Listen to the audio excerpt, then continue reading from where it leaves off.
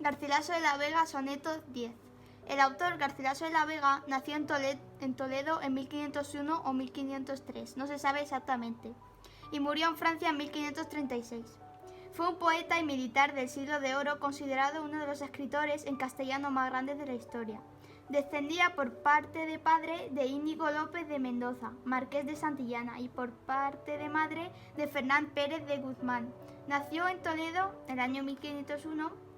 En 1520 entró a servir a Carlos I de España en calidad de miembro continuo de la Guardia Regia. Garcilaso de la Vega, a finales de este mismo año, se embarca en compañía de Juan de Boscán y Pedro de Toledo, futuro virrey de Nápoles, y en una expedición que quiso evitar la caída de Rodas en poder de los turcos. El poeta fue nombrado de vuelta en España caballero de Orden Santiago. En 1524 se enfrentó a los franceses en el cerco de Fuenterrabía y de regreso en Toledo contrajo matrimonio con Elena Zúñiga. El poeta contempló en Roma en 1529 la concesión de la dignidad imperial a Carlos I de España. Había dictado poco antes su testamento en Barcelona. En él reconocía la paternidad de una hija ilegítima y asignaba una pequeña suma de dinero para su educación. Garcilaso, después de una breve embajada en Francia, hizo en 1531 de testigo en la boda de un sobrino suyo, hermano de Pedro Laso. La expedición contra Francia de 1536 fue, en fin, la última experiencia militar de Garcilaso.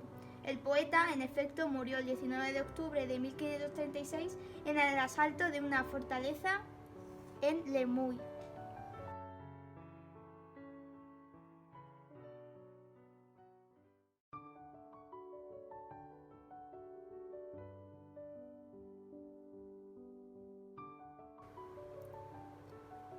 Comentario literario del soneto 10. El soneto 10 pertenece al conjunto de 38 sonetos escritos por Garcilaso de la Vega durante la primera mitad del siglo XVI. Su obra es exclusivamente poética y está influenciado por los grandes clásicos Ovidio, Horacio y Virgilio, el platonismo y Petrarca. En 1534, con la noticia de la muerte de Isabel Freire, empieza un cambio de rumbo en su obra. Este soneto fue escrito poco después de la muerte de su amada Isabel Freire. El tema es su gran pena y sufrimiento ante la pérdida de su amada. Soneto 10. Oh dulces prendas por mi mal halladas, dulces y alegres cuando Dios quería, juntas estáis en la memoria mía y con ella en mi muerte conjuradas. ¿Quién me dijera cuando las pasadas horas que en tanto bien por vos me vía, que me habíades de ser en algún día con tan grave dolor representadas? Pues en una hora junto me llevastes todo el bien que por términos me distes. Llevadme junto al mal que me dejastes, si no sospecharé que me pusistes en tantos bienes porque deseastes verme morir entre memorias tristes. En la primera estrofa expresa la exaltación del dolor ante el recuerdo de su amada. En la segunda estrofa expresa recuerdos de la felicidad pasada antes del trágico suceso y la triste presencia. En el tercero y cuarto, los últimos estrofas, pide desesperadamente de que el dolor la abandone, pero si no se cumple pensará que toda la felicidad vivida fue para llegar a la muerte. Métrica. El soneto está compuesto por 2 cuartetos y 2 tercetos encadenados, versos en decasílabos y rima consonantes. Verbos. Se puede observar que está en pasado, por ejemplo, deseastes, distes o llevastes. El único imperativo que podemos ver es el llevadme. Llevadme junto al mal que me dejastes. Y futuro. Sospecharé, quería y dijera.